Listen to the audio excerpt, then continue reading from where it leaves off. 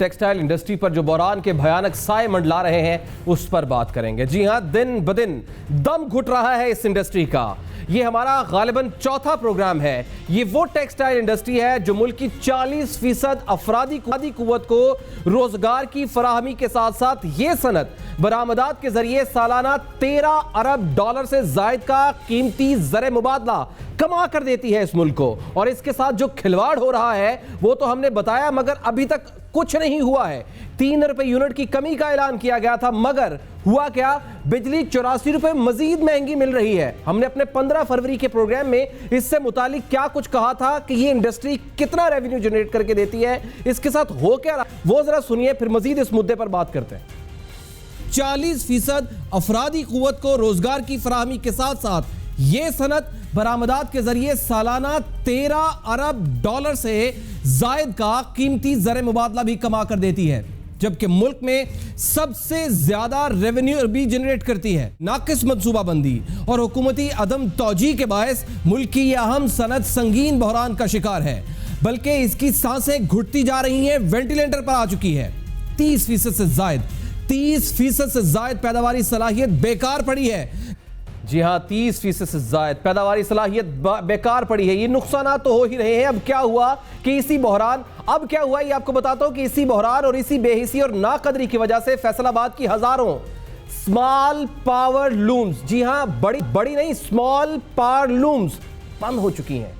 ये small power looms है, ये होती क्या है वो भी आपको बताते हैं। और जब आपको पता चलेगा कि ये स्मॉल पावर लूम्स बनती कैसे हैं, आप सर पकड़ कर बैठ जाएंगे। एक गरीब आदमी सारी उम्र मेहनत करता है, काम सीखता है, बचत करता है, रुपया जोड़ता है, 1 या 2 कमरों में 2 से 5 स्मॉल पावर लूम्स लगाता है, कपड़ा बुनता है और वो कपड़ा फिर टेक्सटाइल इंडस्ट्री को देता है। मगर जब टेक्सटाइल मिल्स ही बंद हो जाएं तो फिर उसका क्या बनेगा? वो भी बंद ही होगी।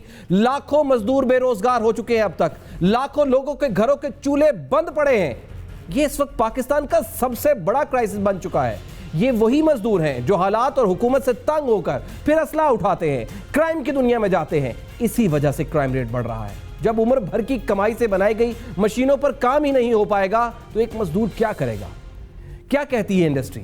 सिर्फ बिजली हकीकी तौर पर, वो कह रहे हैं कि सिर्फ बिजली हकीकी तौर पर अपने ऐलान के मुताबिक 3 रुपए सस्ती कर दे, यानी हमें जो एनर्जी है वो सस्ती दे दे और हमारे टैक्स रिफंड वापस कर दें, हम फिर एक दफ़ा कदमों पर खड़े हो जाएंगे, अपने पाँव पर खड़े हो जाएंगे।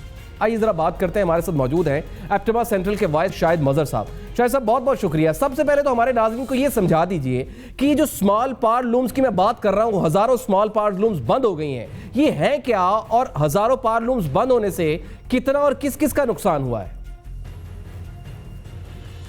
ये देखें, ऐसा है कि फैसलाबाद को हम लोग कहते हैं मैनचेस्टर ऑफ पाकिस्तान, यानी कि यहाँ से टेक्सटाइल की बुनियाद रखी गई। मुख्तलिफ स्टार्ट पावर लूम से हुआ, फिर शटललेस हुई, फिर एयरजेट हुआ। तो ये बेसिक जो स्टार्ट हुआ वो फैसलाबाद पावर लूम से हुआ और वो अभी भी बहुत चलती हैं वहाँ पे, और वो एक्सपोर्ट में भी उनका एक हिस्सा है और जो डोमेस्टिक मार्केट में है उसमें भी एक हिस्सा है। तो ये आम तौर से जो छोटे छोटे घर हैं उन्होंने अपने घरों में लगाई हुई हैं, 1 कमरे में, 2 कमरे में, किसी ने 2, किसी में 4, कोई साथ में ख़ुद उस पर काम करता है, कोई किसी भाई से कराता है, कोई पूरी फैमिली काम करती है।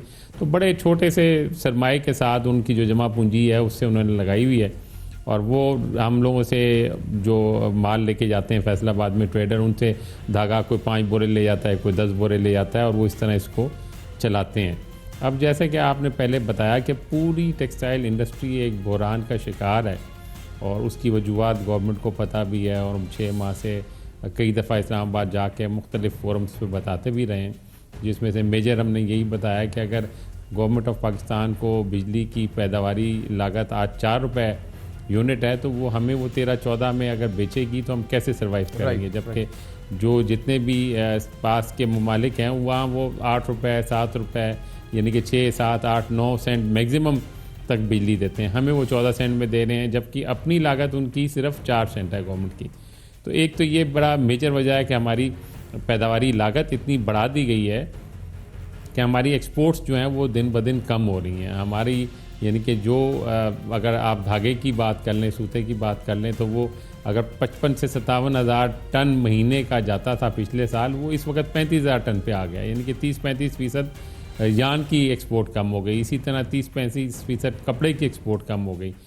एक तो ये मेजर बिजली की वजह आ गई, फिर दूसरी वजह ये है सर एक शायद साहब जरा एक और बात क्लियर कीजिएगा। जिन स्मॉल पावर लूम्स की हम बात कर रहे हैं और जो इनको चलाने वाले हैं, वो जाहिर है वो रईस तो होते नहीं है, छोटी से उनका सेटअप होता है, चंद लाखों में बनाते हैं और हजारों कमाते हैं और अपना महीने का खर्चा चलाते हैं। तो ये जो हालात बन चुके हैं इस तरह, तो लाखों लोगों के चूल्हे ठंडे पड़ गए हैं। अब ये स्मॉल पावर लूम्स वाले करते क्या है, इनके घर का खर्चा कैसे चलता है शायद साहब, और इनकी हालत का जिम्मेदार कौन है आपको लगता है? देखिए ये बात तो हम 6 महीने से गवर्नमेंट को कह रहे हैं कि जी ये पूरा सेक्टर जो है ना वो कोलैप्स कर रहा है, डाई कर रहा है।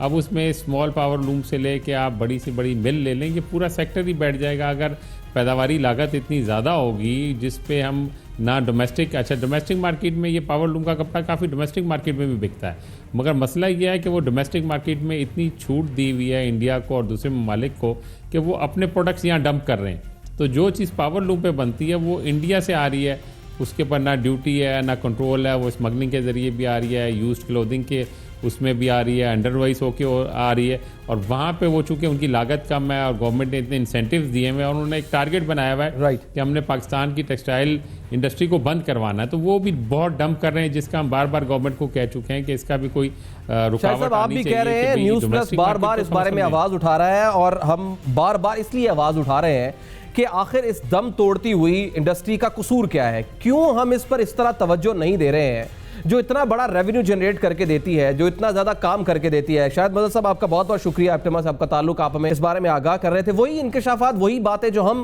उठा रहे थे, वही शायद मजहर साहब ने बताई हैं। आखिर इसका कसूर क्या है? ना तो एप्टिमा के चेयरमैन जो है पाकिस्तान के, वो समझ सकें इसको, वो भी समझने से कासिर हैं। जो पंजाब के एप्टिमा के चेयरमैन है, सदर है, वो भी इसको समझने से कासिर है। आप किसी भी के सेक्टर के पास चले जाएं, वो इसको समझने से कासिर है कि आखिर हुकूमत इस तरह का रवैया इस टेक्सटाइल इंडस्ट्री के साथ कर क्या रही है। चले बड़ी टेक्सटाइल इंडस्ट्री के मालिकान तो करोड़ों अरबों रुपए के मालिकान होते हैं, वो कुछ ना कुछ संभाल लेंगे, लेकिन ये जो स्मॉल पावर लूम्स वाले होते हैं, आपने महसूस किया होगा कि ये छोटे छोटे घरों के अंदर इन्होंने लूम्स लगाई होंगी और शाम को कोई 1000 रुपए या 500 रुपए कमाते होंगे और अपने बीवी बच्चों का पेट पालते होंगे और घर की छत बनाते होंगे। वो बंद हो गई हैं।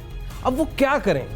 या तो वो कंडक्टरी करते होंगे, या वो छाबड़ी लगाते होंगे, या वो रेडी लगाते होंगे, क्योंकि पढ़े लिखे तो होते नहीं है, वो तो एक मजदूर तबका होता है। सोचने की जरूरत है, हुकूमत को सोचने की जरूरत है। न्यूज़ प्लस अपनी जिम्मेदारी बहरहाल निभा रहा है और ये चौथा प्रोग्राम कर रहा है, लेकिन हुकूमत का कोई नुमाइंदा हमसे इस बारे में बात करने को तैयार नहीं है। हम बारहा कोशिश कर चुके हैं, प्राइम मिनिस्टर हाउस में रिक्वेस्ट भेज चुके हैं, पीएम हाउस में रिक्वेस्ट भेज चुके हैं कि पंजाब वाले हमें बता सकें, फेडरल वाले हमें बता सकें, लेकिन अभी तक कुछ मालूम नहीं हो।